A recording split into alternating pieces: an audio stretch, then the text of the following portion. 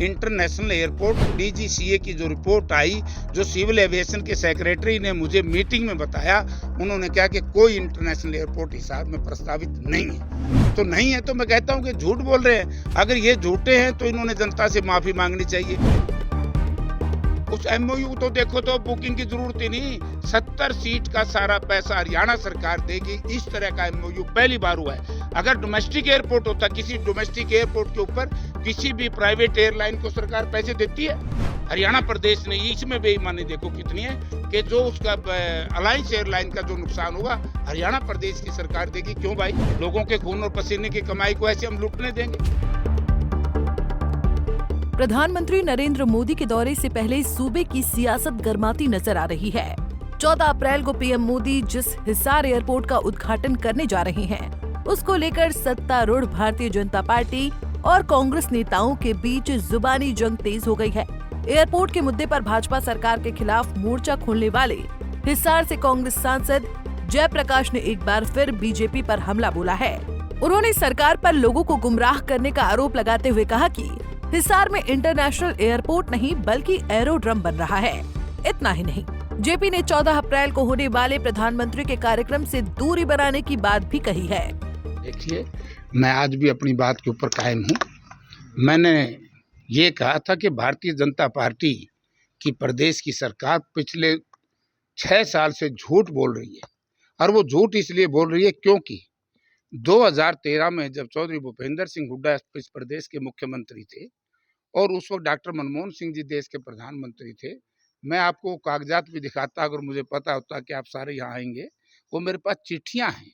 ये 2013 में ही पहले जो स्ट्रिप थी करनाल और हिसार दोनों को डोमेस्टिक एयरपोर्ट बनवाने का काम किया और वो चिट्ठी आई और वो सारे एमओयू पे साइन हुए। ठीक है। और उसके साथ साथ एक मुंडाल और महम के बीच में, इसमें चांग और ये मित्ताथल वगैरह का इलाका आता है, ये इंटरनेशनल कार्गो एयरपोर्ट मंजूर हुआ। भारतीय जनता पार्टी के राज में जब ये दोनों यहाँ से शिफ्ट हो गए, इंटरनेशनल एयरपोर्ट चला गया उत्तर प्रदेश में। मैं उत्तर प्रदेश में जो शिफ्ट हुआ उसके खिलाफ नहीं हूँ। मैं खिलाफ इस बात के हूँ कि हमारा कार्गो एयरपोर्ट और हमारा डोमेस्टिक एयरपोर्ट जो हिसार में बनना था, महम और चांग के बीच में, मुंडाल के बीच में बनना था, वो शिफ्ट हुआ। सरकार की तरफ से कोई विरोध नहीं हुआ। यानी कि इसी तरीके से हमारी रेल फैक्ट्री चली गई। यानी कि हरियाणा की सरकार कमजोर सरकार सिद्ध हुई और इस सरकार ने हरियाणा प्रदेश का एक बहुत अच्छा ये इंटरनेशनल एयरपोर्ट बनता तो अच्छी बात थी। इसने हमारा बहुत बड़ा नुकसान कर दिया। इसलिए मैंने कहा कि लोगों 3 बार इन्होंने इंटरनेशनल एयरपोर्ट कह करके वोट ले लिए। ये झूठ बोलते हैं। अब भी ये कहते हैं हम इंटरनेशनल एयरपोर्ट बनाएंगे।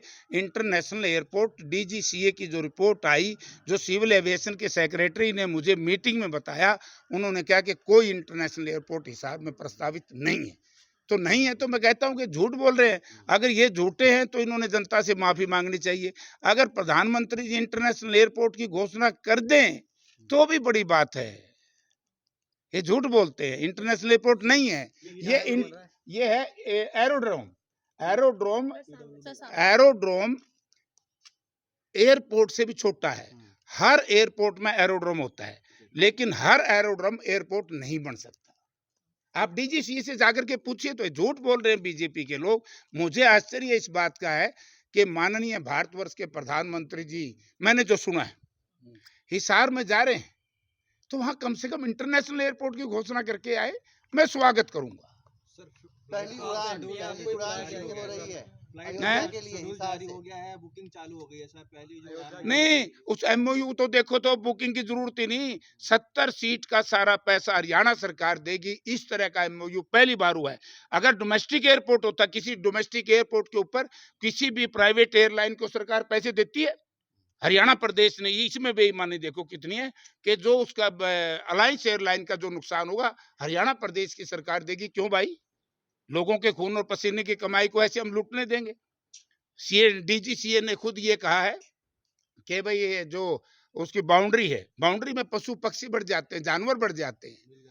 नील गाय भी बढ़ गई, लोमड़ी भी बढ़ गई, और नाइट लैंडिंग नहीं है, टर्मिनल नहीं है, तो फिर एयरपोर्ट किस बात का भाई? एरोड्रम है। एरोड्रम क्या होता है? उसमें फ्लाइंग क्लब हो जाता है, छोटी उड़ानें हो जाती है। ये छोटी उड़ानें 1995 में कांग्रेस पार्टी की जब गवर्नमेंट थी, भजनलाल जी मुख्यमंत्री थे, उस वक्त भी उड़ी थी। और मनोहर लाल जी ने भी एक बार उड़ाने का प्रयास किया था। स्ट्रिप्स तो बहुत पुरानी है, 40-50 सीटर हवाई जहाज पहले भी लैंड टेक ऑफ करते रहे हिसार में। झूठ बोल करके वोट ले रहे, लोगों के सामने भ्रमित कर रहे, झूठ बोल रहे। सर दावा तो ये भी किया जा रहा है आपका संसदीय क्षेत्र है, मुझे कैसे बुलाएंगे? मैं कहूँगा इंटरनेशनल एयरपोर्ट बनाओ। हमारा तो इंटरनेशनल एयरपोर्ट था और आज भी मेरी लड़ाई इंटरनेशनल एयरपोर्ट की है। हिसार में इंटरनेशनल एयरपोर्ट बनना चाहिए। बताते चले कि इससे पहले जेपी ने ऐलान किया था कि अगर हिसार इंटरनेशनल एयरपोर्ट बनता है तो वो सांसद पद से इस्तीफा दे देंगे, जिसके बाद बीजेपी की ओर से उनके इस्तीफे की मांग शुरू हो गई थी। उधर 14 अप्रैल को पीएम मोदी के कार्यक्रम को लेकर हिसार एयरपोर्ट पर जोर शोर से तैयारी चल रही है। प्रधानमंत्री हिसार से वाया दिल्ली अयोध्या जाने वाली फ्लाइट को हरी झंडी दिखाएंगे। दिल्ली से कमल कंसल, पंजाब केसरी टीवी।